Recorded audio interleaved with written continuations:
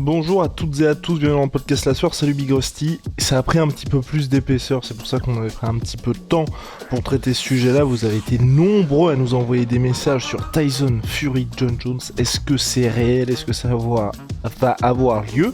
Donc ils ont échangé tous les deux sur les réseaux sociaux. Puis Dana White a dit bah pas de problème, si Tyson Fury est sérieux, j'ai déjà fait Mayweather contre McGregor. Pas de souci, en oubliant bien évidemment de mentionner que Mayweather McGregor ça s'était disputé sur un ring et pas dans une cage de MMA. Si Tyson Fury est sérieux, on peut faire ça à l'UFC, pas de problème. Je peux. Oui, je peux organiser ça. Et Tyson Fury a depuis répondu avec un merci, non merci, on va parler de tout ça. C'est un combat, un money fight encore une fois qui pourrait faire beaucoup d'argent, mais peu importe la discipline, on va en parler avec Big Rusty, je pense que ça ne serait pas très disputé. Générique. Soit.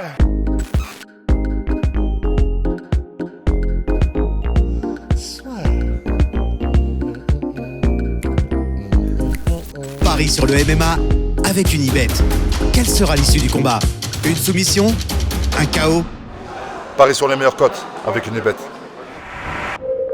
Non, du tout. Donc Tyson Fury, John Jones qui échangent tous les deux, parce qu'on est dans une situation où d'un côté, ce qui est peut-être le plus triste, c'est qu'on a Tyson Fury qui va selon toute vraisemblance affronter même pas un second couteau, mais un gars qui est pas du tout dans sa catégorie en boxe anglaise, puisqu'il arrive toujours pas à finaliser le combat contre Usyk, et il serait vraiment temps. Enfin, c'est toujours les problèmes de la boxe qui sont.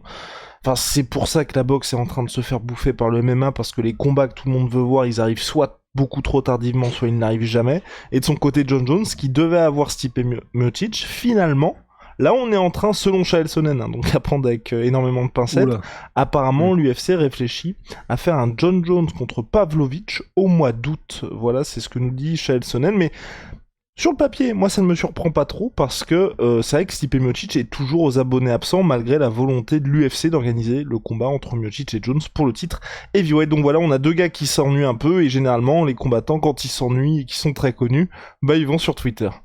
Big Rusty. Bah ouais. Et donc là on est sur Twitter et on retrouve ce vieil ami qui est le débat mais le boxeur versus le mec qui fait du MMA. Alors et la réponse sera toujours la même. En fait, là, ce qui est intéressant, c'est du coup les réactions de Tyson Fury, parce qu'il a fait des petits zigzags et tout, et il en est arrivé quand même. On l'a vu dans une vidéo avec Adesanya, et ensuite il a fait lui-même une story ou un communiqué où il a pas quand même entretenu trop longtemps non plus l'idée qu'il pourrait aller dans une cage pour faire du MMA. Donc, ce qu'il a dit à Adesanya, c'est non mais moi je suis un pur boxeur, je fais que boxer. Et ensuite, ce qu'il a rajouté dans une story sur Twitter, c'est moi, je me roule pas au sol. Ce que je fais, c'est je suis debout et j'échange des coups. Donc c'est l'éternelle stratégie rhétorique verbale pour les boxeurs, mais pas tous, juste ceux pour lesquels il y a une possibilité que ça se fasse, et du coup, pour couper court, mais quand même s'en sortir avec le beau rôle, ils sont en mode non mais moi je fais pas ces trucs-là de m'enrouler au sol. Enfin, ça me rappelle beaucoup, c'est ce qu'avait dit Bob Arum, le promoteur de boxe, il y a genre 15 ans, 10 ou 15 ans, et c'était un des premiers, ça avait fait un tollé dans la communauté MMA qui était pas aussi énorme qu'aujourd'hui, mais parce que Bob Arum avait quand même dit, genre, je vais regarder la vidéo pour être sûr, mais il avait quand même dit, non mais moi de toute façon, j'ai pas envie de regarder ça avec les mecs qui se roulent par terre comme des homosexuels. Bon, ça avait fait un petit tollé, ça avait fait réagir Dana White, tous les combattants, etc. Et je me souviens qu'à l'époque, c'est Bas Rutten qui avait dit, parce que Bas Rutten, il vient de la boxe thaï, donc ancien champion UFC, etc., légende du MMA, qui vient de la Thaï à la base, et il avait dit, moi j'ai eu un moment en fait où je me suis rendu compte de pourquoi fallait que j'arrête de dire des trucs comme ça.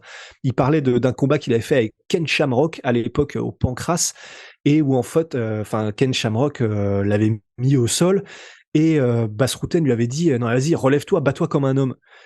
Et en fait, alors je sais plus si c'est à ce combat-là ou un autre, mais c'est Ken Shamrock qui lui avait dit, en fait, le problème c'est que je peux faire ce que je veux avec toi. Et du coup, il s'était rendu compte après, quand il avait vraiment commencé à faire du sol et qu'il avait vraiment commencé à voir à quel point quelqu'un qui s'y connaît en lutte et en grappling fait de toi sa chose, en fait, pour pas dire une insulte.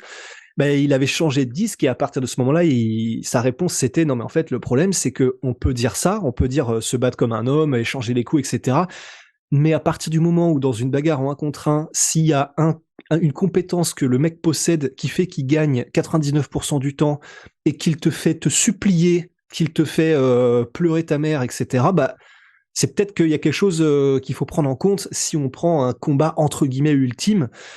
Et c'est pour ça que c'est intéressant, c'est que bah, bien évidemment, l'éternel débat, alors particulièrement John Jones, qui a pas spécialement de punch en plus, s'il allait en boxe anglaise. Tu vois, Francis Ngannou, il y a peut-être la chance du puncher, la fameuse, quand il fait un combat de boxe anglaise, même contre un gros profil. Je dis pas qu'il gagnerait, je dis il aurait peut-être au moins une chance infime. John Jones, il l'a même pas. C'est-à-dire que John Jones, littéralement, le fait qu'il, si jamais il était contre Tyson Fury dans un ring de boxe, lui, ses chances, je pense que vraiment, ça passe littéralement à 0. Donc, évidemment, voilà, il aurait aucune chance, mais en MMA, même si on avait vu Tyson Fury s'entraîner à l'époque, c'était avec Darren Till, on l'avait vu mettre des coudes, là, dans la vidéo avec Adesanya, il met même un petit genou et tout, mais voilà, au moins ce que je préfère, tu vois, dans tout ça, c'est que Tyson Fury, qu'on aime ou qu'on n'aime pas sa manière de s'en sortir un petit peu avec cette arabesque de dire bah ouais mais moi c'est parce que je donne des coups et je me roule pas au sol, bah au moins il coupe court. Et moi je préfère dans le sens comme ça, tu sais, il y a pas d'espèce de truc en mode Tyson Fury qui dit ouais mais moi je suis dans les DM de Dana White, on est en train de voir si on peut s'organiser. Alors qu'on saurait tous qu'il y aurait rien, mais tu sais, tu fais planer le truc pour faire discuter et puis machin, et puis tu fais croire que là au moins bah voilà, on a rigolé, mais au moins c'est clair quoi. Entièrement d'accord, Big Rusty. Ça me... Ouais. Qu'est-ce que tu veux que je dise? Moi, ce qui m'agace le plus, c'est qu'aujourd'hui, il y avait moyen, on a fait un post sur la sueur là-dessus, il y avait moyen de rendre les choses intéressantes, de faire un combat à la Rod Tank contre Demetrius Johnson. Parce qu'on sait très bien que Tyson Fury en MMA ou John Jones en boxe, Rusty vous l'a expliqué, si vous suivez un petit peu les actualités ou vous avez regardé des combats, ça n'a aucun intérêt sportivement. Mais faire quelque chose d'hybride, comme ce que le ONE FC avait fait, entre Rod Tank qui vient du Muay Thai et Demetrius Johnson qui vient du MMA, où il y avait, c'était dans une cage, un avec les mitaines, premier round de Muay Thai, deuxième round de MMA, troisième round de Muay Thai, et on enchaîne ainsi de suite avec des durées de rounds aussi qui sont différentes pour que ce soit un petit peu égalisé en termes de chances de chacun. Demetrius Johnson avait survécu au premier round de Muay Thai et s'était imposé par soumission lors du deuxième round de MMA. Et on a bien vu que pareil, hein, le round de MMA, allez, ça a duré 1 minute 30, mise au sol, et puis ensuite il va finaliser. Il a même pas pris de risque alors que c'était sa discipline de prédilection, mais c'était hyper intéressant. Avec Rusty, on avait pris beaucoup de plaisir pendant ce combat-là, parce que il y a un vrai point d'interrogation, on n'est pas dans un truc où on sait que le gars va se faire torcher. Si vous faites John Jones contre Tyson Fury, vous mettez les mitaines, et vous faites 1 minute, premier round en boxe, 1 minute, deuxième round en MMA, vous faites 1 minute de round de MMA, et vous enchaînez comme ça, là, il y a... Bon, très compliqué pour Tyson Fury aussi, mais il y a quand même un peu plus de questions, je pense. Ouais, 1 minute, tu veux faire des rounds d'1 minute? Ouais, parce que en fait, ce qui me fait peur, c'est que ce qui me fait surtout peur, c'est pour le MMA. C'est MMA. Et surtout ce que fait John Jones, c'est comme John Jones, on sait tous qu'il va essayer de l'amener au sol.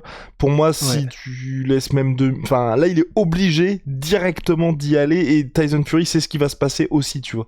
Donc, pour moi, ça permet à Tyson Fury de survivre un peu plus, surtout que dès qu'on active le MMA, c'est pas comme Rod Tank contre Demetrius où Autant il lui manquait que le sol. Là, Tyson Fury, il a jamais fait de kick, de coude, de genou.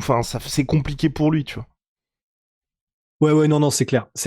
Bah après, je sais pas, moi, honnêtement, je serais vraiment comme Rod Tank versus Demetrius en mode 3 minutes. Je serais chaud parce que on sait, et comme on le savait avec Demetrius, mais c'est ce qui avait rendu ce combat au One tellement fun. C'était génial. Mais c'est que, bah, tu sais que quand ça va arriver au MMA, c'est bon, c'est mort. Il y a pas de doute, il y a pas de est-ce qu'il va réussir à survivre au round de MMA, c'est impossible. C'est bon, c'est terminé, c'est mort. La question était donc, est-ce qu'il peut survivre 3 minutes dans la discipline de prédilection de Rod Tank? La différence, c'est que Rod Tank, c'est pas spécialement un artiste du KO one punch. C'est un mec qui va te détruire petit à petit.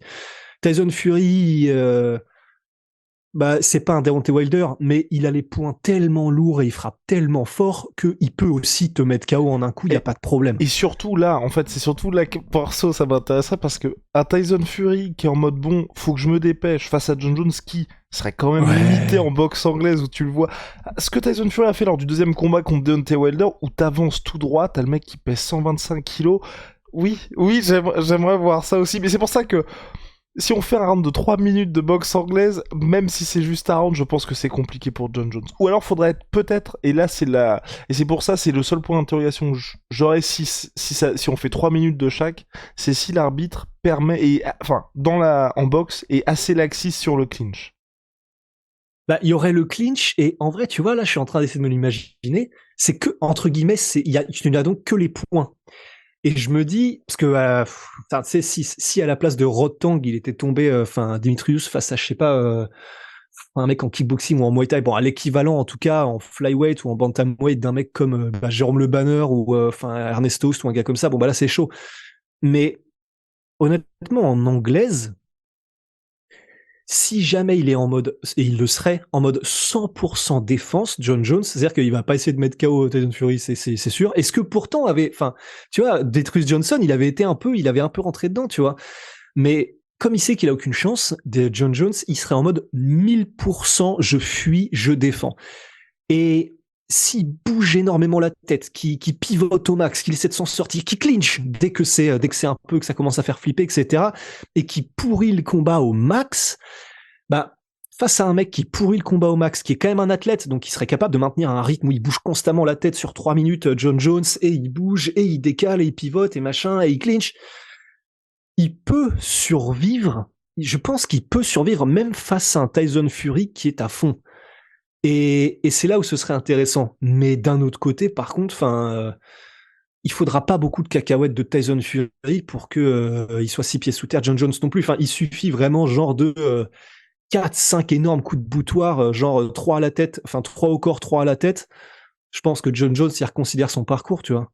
Mais ce serait intéressant. Mais oui, ce serait intéressant. Et je ne comprends pas pourquoi ni l'UFC, ni Top Rank, ni Matchroom, parce qu'il y a un moment, souvenez-vous, il y a 5 ans de ça, il y avait des discussions pour un potentiel Anthony Joshua qui allait signer avec Zuffa Boxing, l'organisation de l'UFC qui veulent toujours se lancer en boxe anglaise, mais pour un espèce de format hybride, parce que ça rendrait tellement d'affrontements plus intéressants, et tu vois, je pense que tu peux arriver à quelque chose de standardisé quand tu fais un boxeur contre un combattant de MMA, où à chaque fois il y a le même déroulé, ils se mettent d'accord que ce soit dans une cage, ils se mettent d'accord à chaque fois sur les mêmes items, et tu crées plus ou moins une nouvelle discipline hybride. Et je pense que faudrait garder quand même le côté, c'est un peu folklorique et on va pas faire ça tous les 4 matins, genre on va pas créer une catégorie ou une organisation dédiée à ça, mais je pense que tu vois, avoir quelque chose comme ça et faire tous les combats, tu vois, 2 fois par an dans une catégorie de poids, ça intéresserait beaucoup de gens, parce que, tu vois, même quand il y avait des discussions sur Kamaru Usman contre Canelo, vous faites ça soit en MMA, soit en boxe, ça ne m'intéresse pas, mais un format hybride comme ça, bah franchement, moi je regarde et ça m'intéresse, parce que le Kamaru qui avait détruit Tyron Woodley contre le Canelo qui existe toujours ou qui a détruit Kovalev, je signe tout de suite.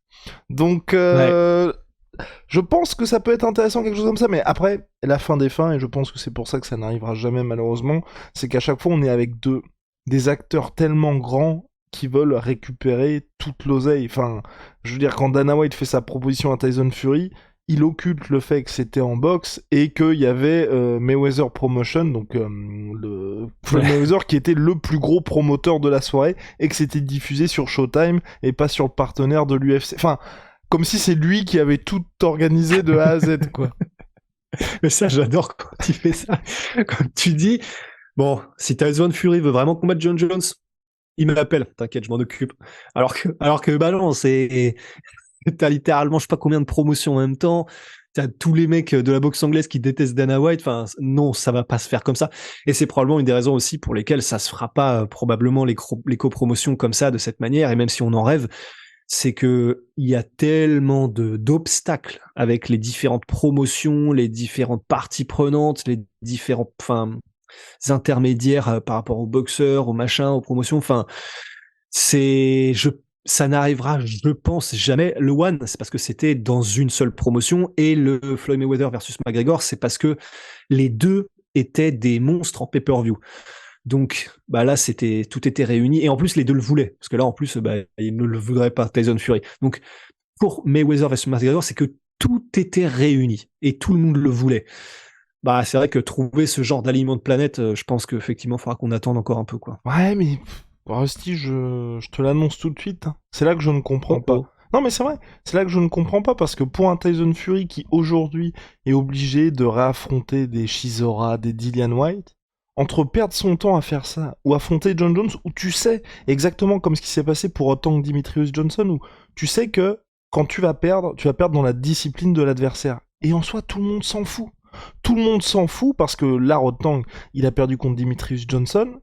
Il y avait beaucoup de respect entre les deux gars, et ce qu'on a juste retenu, c'est putain, l'idée était cool, c'était divertissant, franchement, en Muay Thai, c'était sympa, en MMA, bah, il s'est passé ce qui devait se passer, ce qui était écrit. Donc, le gars peut continuer sa carrière, ça compte pas dans son bilan, et je suis persuadé que tu te fais beaucoup plus d'argent en faisant un John Jones Tyson Fury plutôt que Derek Chisora contre Tyson Fury, qui n'intéresse personne, et qui même, je trouve, moi, et ce sera peut-être pas le mot de la fin, je pense, c'est que ça dévalue complètement le statut de champion du monde. T'es champion du monde WBC, tu défends ta ceinture contre Derek Chisora qui a 40 piges, que t'as déjà battu 2 fois, et qui, à aucun moment, ne mérite d'avoir un title shot. Enfin, ça n'a aucun sens, mais vraiment aucun sens de faire ce genre de combat.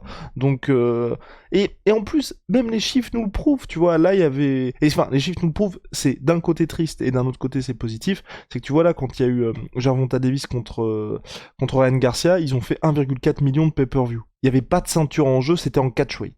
Donc ça veut dire que les gens s'en foutent des titres, ils veulent juste voir les combats qui les intéressent. Mais à contrario, c'est pour ça que je dis que c'est aussi triste, c'est que quand sportivement il y a des beaux duels, malheureusement le public est pas toujours au rendez-vous. Je sais pas si t'as vu les chiffres, la Big Rusty. Devin Haney contre Lomachenko, les chiffres sont sortis du pay-per-view, 150 000. Ouais, c'est terrible, hein, parce que c'était diffusé, c'était Top Rank, c'était ESPN. 150 000, c'est... Enfin, si vous voulez, 150 000, c'est une carte où il y a Amanda Nunes qui est en main event. C'était sur ESPN+, donc il y avait une barrière à l'entrée. Ouais, mais comme... Mais mais quand même, mais je me dis, ça aurait été même encore pire s'il n'y avait pas eu cette barrière à l'entrée d'ESPN, parce que là, ça aurait été... Mais c'est déjà pas terrible du tout. Hein. Ouais. Mais effectivement, ouais, si on compare l'UFC, t'as raison, effectivement, c'est une carte avec Amanda Nunes dont personne ne regarde les combats en pay-per-view, quoi. Ce qui est hyper triste. Enfin, vraiment, mais même moi, j'étais le premier choqué et surpris, mais parce que sportivement, c'était passionnant, quoi. Ouais. Bah, sportivement, c'était passionnant. Après, moi, je le mets un peu du même côté que, tu sais, à l'époque, Robert Whittaker contre Yoel Romero, en fait. C'est deux monstres, mais il y en a un, il est pas anglophone, et l'autre, il parle pas, il trash talk pas. Donc, ils ont beau être les meilleurs sportivement, en fait, bah, finalement, il n'y a pas de vrai impact médiatique. Je pense que là, Devin Haney, il parle pas beaucoup. Il est pas le mec le plus spectaculaire au micro. C'est pas celui qui met les plus gros KO.